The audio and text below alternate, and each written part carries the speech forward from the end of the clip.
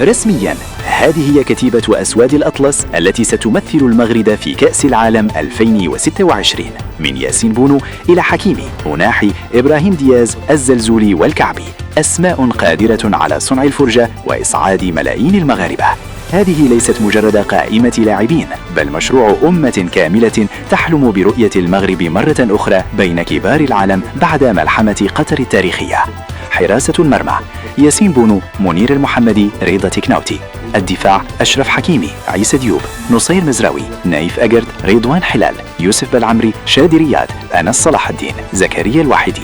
الوسط: نيل العناوي، عز الدين أناحي، إسماعيل سيباري، بلال الخنوس، أيوب بوعدي، سمير المرابط، سفيان أمرابط.